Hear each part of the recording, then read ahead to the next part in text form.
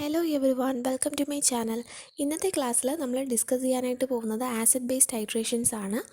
അപ്പോൾ എന്താണ് acid based titration എന്ന് നോക്കാം. It is A quantitative analysis four determining the concentration of an acid or base by exactly neutralizing it with a standard solution of acid or base having non-concentration. അപ്പോൾ ഇവിടെ എന്താണ് പറഞ്ഞിരിക്കുന്നത്? അത് acid based titration എന്ന് പറയുന്നൊരു quantitative analysis ആണ്.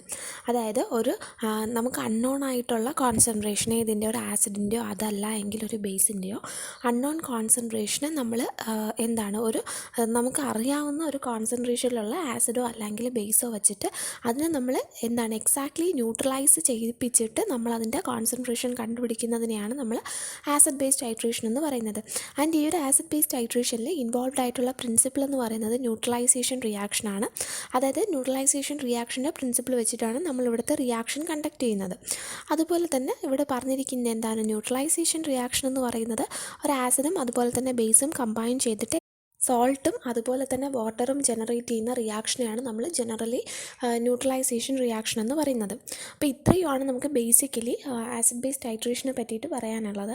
അതുപോലെ തന്നെ നെക്സ്റ്റ് നമുക്ക് നോക്കാനായിട്ടുള്ളൊരു ടോപ്പിക്കാണ് ആസിഡ് ബേസ് കൺസെപ്റ്റ്സ്. അപ്പോൾ ഇവിടെ നമ്മൾ മേജറായിട്ട് 5 കൺസെപ്റ്റുകളാണ് പറഞ്ഞിരിക്കുന്നത്. Acid base concept first is the Arrhenius concept, Bronsted Lowry concept, Lewis concept and Lux Flood concept and Usanovich acid base definition. അപ്പോൾ ഇത്രയുമാണ് നമുക്ക് പഠിക്കാനായിട്ടുള്ളത്. ഇതിൽ ഓരോന്നും നമുക്ക് ഡീറ്റെയിൽഡ് ആയിട്ട് തന്നെ നോക്കാം. അപ്പോൾ ഇവിടെ ആദ്യം തന്നെ പറഞ്ഞിരിക്കുന്നത് എന്താണ്? അറീനിയസ് കൺസെപ്റ്റാണ്. അപ്പം അറീനിയസ് കൺസെപ്റ്റ് എന്ന് പറയുന്നത് എന്താണ്? അറീനിയസ് ആസിഡ് എന്ന് നമ്മൾ പറഞ്ഞിരിക്കുന്നത്, അതായത് ഇപ്പോൾ ഒരു വാട്ടറിൽ ഒരു സബ്സ്റ്റൻസസിനെ എടുത്ത് നമ്മൾ ഡിസോൾവ് ചെയ്യുന്ന സമയത്ത് H+ അയോൺസ് പ്രൊഡ്യൂസ് ചെയ്യുന്ന സബ്സ്റ്റൻസസിനെയാണ് അറീനിയസ് ആസിഡ് എന്ന് പറയുന്നത്.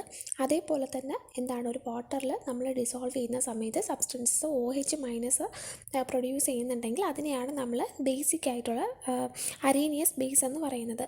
അപ്പോൾ നമ്മൾ എക്സാമ്പിൾ നോക്കുകയാണെങ്കിൽ സോഡിയം ഹൈഡ്രോക്സൈഡ് എന്ന് പറയുന്നത് നമ്മൾ വാട്ടറിൽ ഡിസോൾവ് ചെയ്ത് കഴിഞ്ഞാൽ NaOH പ്ലസ് വാട്ടറിൽ നമ്മൾ ഡിസോൾവ് ചെയ്ത് കഴിഞ്ഞാൽ അത് എന്തൊക്കെ പ്രൊഡ്യൂസ് ചെയ്യും? Na+ഉം അതുപോലെ തന്നെ OH- ആയിരിക്കും പ്രൊഡ്യൂസ് ചെയ്യുന്നത്. അപ്പോൾ എന്താണ്? NaH അതുപോലെ തന്നെ OH- ആയിരിക്കും അല്ലേ പ്രൊഡ്യൂസ് ചെയ്യുന്നത്. അപ്പോൾ നമ്മളിവിടെ പറഞ്ഞിരിക്കുന്ന കറക്റ്റ് അല്ലേ? ബേസ് എന്ന് പറയുന്നത് എന്ത് പ്രൊഡ്യൂസ് ചെയ്യുന്നുണ്ട്? OH- പ്രൊഡ്യൂസ് ചെയ്യുന്നുണ്ട്. അതുപോലെ തന്നെ നമ്മളിപ്പോൾ ഒരു ആസിഡിൻ്റെ എക്സാമ്പിൾ, നമുക്ക് ഹൈഡ്രോക്ലോറിക് ആസിഡ് ആണെന്നുണ്ടെങ്കിൽ ഇത് നമ്മൾ വാട്ടറിൽ ഡിസോൾവ് ചെയ്ത് കഴിയുമ്പോഴത്തേക്ക് എങ്ങനെയായിരിക്കും ഫോം ചെയ്യുന്നത്? വാട്ടറിൽ ഡിസോൾവ് ചെയ്യുമ്പോഴത്തേക്ക് H+ഉം അതുപോലെ തന്നെ Cl- ആയിരിക്കും പ്രൊഡ്യൂസ് ചെയ്യുന്നത്. അപ്പോൾ ഇതാണ് നമ്മൾ അറീനിയസ് കൺസെപ്റ്റ് അനുസരിച്ച് ആസിഡിനെയും ബേസിനെയും നമ്മൾ പറഞ്ഞിരിക്കുന്നത്. അതുപോലെ തന്നെ നമുക്ക് ഈ ഒരു അറീനിയസ് കൺസെപ്റ്റിനെ ലിമിറ്റേഷൻസ് പറയുന്നുണ്ട്. ഫസ്റ്റ് തന്നെ നമ്മൾ പറയുന്ന ലിമിറ്റേഷൻ എന്ന് പറയുമ്പോഴത്തേക്ക് അറീനിയസ് അസിഡിറ്റി അല്ലെങ്കിൽ ആൽക്കലൈനിറ്റി എന്ന് പറയുന്ന റെസ്ട്രിക്റ്റഡ് ടു ആക്വസ് സൊല്യൂഷൻസ് ആണ്. അതായത് നമുക്ക് ആക്വസ് സൊല്യൂഷൻസിൽ ഒരു സബ്സ്റ്റൻസസ് ഡിസോൾവ് ചെയ്യുമ്പോൾ H+ അയോൺസ് പ്രൊഡ്യൂസ് ചെയ്യുന്നുണ്ടോ അല്ലെങ്കിൽ OH- പ്രൊഡ്യൂസ് ചെയ്യുന്നുണ്ടോ എന്നതിൻ്റെ ബേസിസിലാണ് നമ്മൾ അറീനിയസ് ആസിഡ് എന്നും ബേസ് എന്നും നമ്മൾ പറഞ്ഞത്. പക്ഷേ അതേസമയം നമ്മൾ വാട്ടറിലല്ല വേറെ ഏതെങ്കിലും സോൾവെൻറ്റിലാണ് നമ്മൾ ഡിസോൾവ് ചെയ്യുന്നതെങ്കിൽ അവിടെ എങ്ങനെയാണ് നമ്മൾ ആസിഡിനെയും ബേസിനെയും നമ്മൾ ഡിഫൈൻ ചെയ്യുന്നതെന്ന് അറീനിയസ് കൺസെപ്റ്റ് അനുസരിച്ച് പറഞ്ഞിട്ടില്ല. അതുപോലെ തന്നെയാണ് നമ്മൾ പറയുന്നത്. ഇപ്പോൾ അമോണിയയൊക്കെ ആണെങ്കിൽ നമുക്കറിയാം അത് ബേസിക് സബ്സ്റ്റൻസസ് ആണെന്ന്.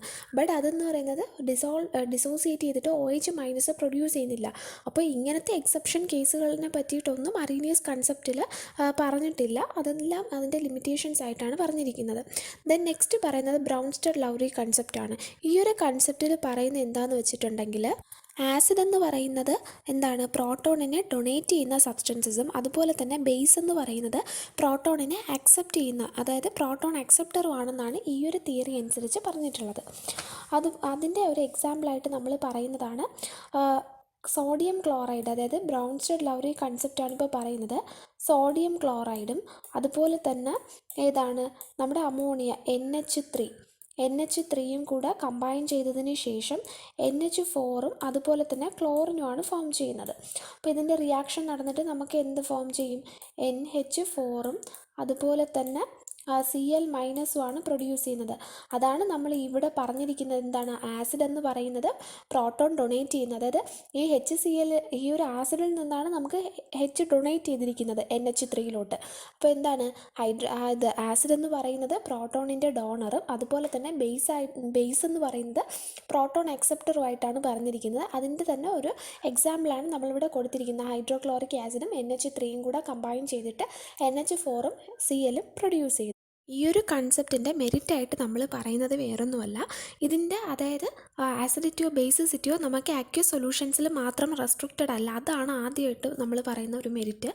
അതുപോലെ തന്നെ ഒരു സബ്സ്റ്റൻസസ് ബേസിക് ആണെന്ന് പറയാനായിട്ട് അത് OH- പ്രൊഡ്യൂസ് ചെയ്യണമെന്ന് നമ്മൾ പറയുന്നില്ല. ഓക്കെ, അപ്പം OH is not necessary for basicity ആണ്. അതും എന്താണ് ഇതിൻ്റെ ഒരു മെറിറ്റായിട്ടാണ് പറഞ്ഞിരിക്കുന്നത്. നെക്സ്റ്റ് പറഞ്ഞിരിക്കുന്നത് ലൂയിസ് കൺസെപ്റ്റാണ്.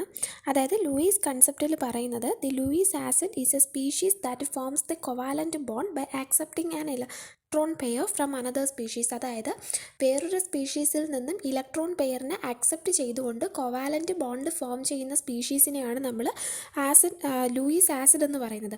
അതുപോലെ തന്നെ വേറൊരു സ്പീഷീസിന് എന്താണ് ഇലക്ട്രോൺ പെയർ ഡൊണേറ്റ് ചെയ്തുകൊണ്ട് കൊവാലൻറ്റ് ബോണ്ട് പ്രൊഡ്യൂസ് ചെയ്യുന്ന സബ്സ്റ്റൻസസിനെയാണ് ലൂയിസ് ബേസ് എന്ന് പറയുന്നത്. ഓക്കെ അല്ലേ? അതായത് നമ്മളിവിടെ പറഞ്ഞിരിക്കുന്നത് എന്താണ്, ലൂയിസ് ആസിഡ് എന്ന് പറയുന്നത് എങ്ങനെയാണ്, അതായത് ലോൺ പെയർ ഓഫ് ഇലക്ട്രോൺസിനെ അക്സെപ്റ്റ് ചെയ്തുകൊണ്ട് കൊവാലൻറ്റ് ബോണ്ട് ഫോം ചെയ്യും എന്നാണ് പറഞ്ഞിരിക്കുന്നത്. അതുപോലെ തന്നെ ലൂയിസ് ബേസ് എന്ന് പറയുന്നത് എന്താണ്, ഇലക്ട്രോൺ പെയറിനെ ഡൊണേറ്റ് ചെയ്തുകൊണ്ട് ഒരു കൊവാലൻറ്റ് ബോണ്ട് ഫോം ചെയ്യും എന്നാണ് പറഞ്ഞിരിക്കുന്നത്. അതുപോലെ തന്നെ പറയുന്നതാണ് ലൂയിസ് ആസിഡ് എന്ന് പറയുന്ന ഒരു ഇലക്ട്രോഫൈലാണ്.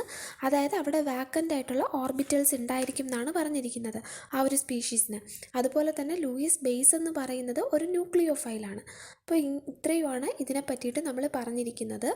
പിന്നെ ഇവിടെ നമ്മളൊരു ലിമിറ്റേഷനായിട്ട് പറയുന്നത് ഈ ഒരു ലൂയിസ് കൺസെപ്റ്റ് അനുസരിച്ചിട്ട് നമ്മൾ പറഞ്ഞു ആസിഡ് എന്ന് പറയുന്നത് എന്ത് ചെയ്യണം, ഒരു ഇലക്ട്രോൺ പെയറിനെ ആക്സെപ്റ്റ് ചെയ്തുകൊണ്ട് അതൊരു കൊവാലൻറ്റ് ബോണ്ട് ഫോം ചെയ്യണം എന്നാണ്. പക്ഷേ നമുക്കറിയാം ഹൈഡ്രോക്ലോറിക് ആസിഡും സൾഫ്യൂരിക് ആസിഡ്സ് ഒക്കെ സ്ട്രോങ് ആസിഡ്സ് ആണ്. പക്ഷേ ഇവയൊന്നും എന്ത് ചെയ്യുന്നില്ല, ഒരു കോർഡിനേഷൻ ബോണ്ട് ഫോം ചെയ്യുന്നില്ല. പക്ഷേ ഇതിനെ പറ്റിയിട്ടൊന്നും ആ ഒരു എക്സെപ്ഷൻ കേസ് ഒന്നും ലൂയിസ് കൺസെപ്റ്റിൽ പറഞ്ഞിട്ടില്ല. അതാണ് ഇവിടുത്തെ മേജറായിട്ടുള്ളൊരു ലിമിറ്റേഷനായിട്ട് നമ്മൾ പറയുന്നത്. നെക്സ്റ്റ് പറഞ്ഞിരിക്കുന്ന ലെക്സ് ഫ്ലഡ് കൺസെപ്റ്റിനെ പറ്റിയിട്ടാണ്. അതായത് ഈ ഒരു കൺസെപ്റ്റിൽ പറയുന്നത് ആസിഡ് എന്ന് പറയുന്ന സബ്സ്റ്റൻസസ് ഓക്സൈഡ് അയോൺസിന് അക്സെപ്റ്ററാണ്. അതുപോലെ തന്നെ ബേസ് എന്ന് പറയുന്നത് ഒരു ഓക്സൈഡ് അയോൺ ഡൊണേറ്റർ എന്നാണ് പറഞ്ഞിരിക്കുന്നത്. അതായത് എന്താണ്, ആസിഡ് എന്ന് പറയുന്നത് ഒരു ഓക്സൈഡ് അയോൺ ആക്സെപ്റ്ററും അതുപോലെ തന്നെ ബേസിക് സബ്സ്റ്റൻസസ് എന്ന് പറയുന്നത് ഓക്സൈഡ് അയോണിൻ്റെ ഡോണറുമായിട്ട് ആക്ട് ചെയ്യുന്നു എന്നാണ് പറഞ്ഞിരിക്കുന്നത്. ആൻഡ് ഇവിടെ ഒരു എക്സാമ്പിൾ നമ്മൾ പറഞ്ഞിരിക്കുന്നത് മെഗ്നീഷ്യം ഓക്സൈഡ് MgO പ്ലസ് എന്താണ് ഒരു പ്ലസ് MgO പ്ലസ് കാർബൺ ഡൈ ഓക്സൈഡാണ് പറഞ്ഞിരിക്കുന്നത്. അതായത് മെഗ്നീഷ്യം ഓക്സൈഡ് എന്ന് പറയുന്നത് എന്താണ്, ബേസിക് ആയിട്ടുള്ള സബ്സ്റ്റൻസ് ആണ്. അതിൻ്റെ കാർബൺ ഡൈ ഓക്സൈഡ് എന്ന് പറയുന്നത് നമ്മൾ അസിഡിക് ആയിട്ടാണ് പറഞ്ഞിരിക്കുന്നത്. ദെൻ ഇത് രണ്ടും കൂടെ കമ്പൈൻ ചെയ്തിട്ട് എന്ത് ഫോം ചെയ്യുന്നുണ്ട്, MgCO3 ഫോം ചെയ്യുന്നുണ്ട്. MgCO3 അതാണ് ഇവിടുത്തെ എക്സാമ്പിളായിട്ടുള്ള റിയാക്ഷൻ നമ്മൾ പറയുന്നത്. ഓക്കെ അല്ലേ? അപ്പം ആസിഡ് എന്ന് പറയുന്നത് എന്താണ്, ഒരു ഓക്സൈഡിൻ്റെ ആക്സെപ്റ്ററായിട്ടാണ് ആക്ട് ചെയ്തിരിക്കുന്നത് അല്ലേ. അപ്പോൾ ഇവിടെ നിന്നിട്ട് ഒരു ഓക്സൈഡ് അയോൺസ് ഇപ്പുറത്ത് നമ്മൾ അക്സെപ്റ്റാണ് ചെയ്തിരിക്കുന്നത്. O2 അതായത് കാർബൺ ഡൈ ഓക്സൈഡിൻ്റെ കൂടി നമ്മൾ ഇവിടെ നിന്നുള്ള ഒരു O2- എന്ത് ചെയ്തിട്ടുണ്ട്, അവിടെ ആഡ് ചെയ്തിട്ടാണ് ഈ ഒരു ബോണ്ട് MgCO3 ഫോം ചെയ്തിരിക്കുന്നത്. ദെൻ നെക്സ്റ്റ് പറഞ്ഞിരിക്കുന്നത് ഉസ്നോവിച്ച് ആസിഡ് ബേസ് ഡെഫിനിഷനാണ്. അതായത് ഈ ഒരു കൺസെപ്റ്റ് അനുസരിച്ച് പറയുന്നത് ആസിഡ് എന്ന് പറയുന്നത് എന്ത് ചെയ്യുന്നുണ്ട്, ഒരു പോസിറ്റീവ് അയോൺസിനെ ഡൊണേറ്റ് ചെയ്യുന്നുണ്ട്. ആക്സെപ്റ്റ് ദി നെഗറ്റീവ് സ്പീഷീസ്, അതായത് എന്താണ്, ഒന്നുകിൽ നെഗറ്റീവ് സ്പീഷീസിനെ അക്സെപ്റ്റ് ചെയ്യുന്ന ആളോ അതല്ല എങ്കിൽ പോസിറ്റീവായിട്ടുള്ള ഒരു സ്പീഷീസിനെ, അതായത് കാറ്റയോണിനെ ഡൊണേറ്റ് ചെയ്യുന്നതോ ആയിട്ടുള്ള ഒരു സ്പീഷീസിനെയാണ് നമ്മൾ ആസിഡ് എന്ന് പറയുന്നത്. അതുപോലെ തന്നെ ബേസ് എന്ന് പറയുന്നത് എന്താണ്, അക്സെപ്റ്റ് പോസിറ്റീവ് അയോൺസ് അല്ല എങ്കിൽ ഡൊണേറ്റ് നെഗറ്റീവ് അയോൺസ്. ഇങ്ങനെയുള്ള ഒരു സബ്സ്റ്റൻസസിനെയാണ് നമ്മൾ എന്തെന്ന് പറയുന്നത്, ബേസ് ആയിട്ട് പറഞ്ഞിരിക്കുന്നത്. അപ്പോൾ ഇവിടെ നമ്മൾ ഏതെങ്കിലും ഒരു കാര്യം ഓർത്ത് വെച്ചിട്ട് നമ്മൾ മറ്റേതിന് നമ്മൾ തിരിച്ചെഴുതി കൊടുക്കുക. അതായത് ആസിഡ് എന്ന് പറയുന്നത് എന്താണ്, പോസിറ്റീവ് അയോൺസിനെ ഡൊണേറ്റ് ചെയ്യുന്നുണ്ട്, അല്ല എങ്കിൽ അതൊരു നെഗറ്റീവ് അയോൺസിനെ അക്സെപ്റ്റ് ചെയ്യുന്നുണ്ട്. ഇതിൻ്റെ നേരെ മറിച്ച് എഴുതിയാൽ മതി, നമുക്ക് എന്ത് കിട്ടും, ബേസിനെ പറ്റിയിട്ടുള്ള കൺസെപ്റ്റ് കിട്ടും. ദെൻ നമ്മളിവിടെ നെക്സ്റ്റ് എക്സാമ്പിളായിട്ട് പറഞ്ഞിരിക്കുന്നതാണ് Na2O + SO3 which gives Na+ + SO2 SO4 2-.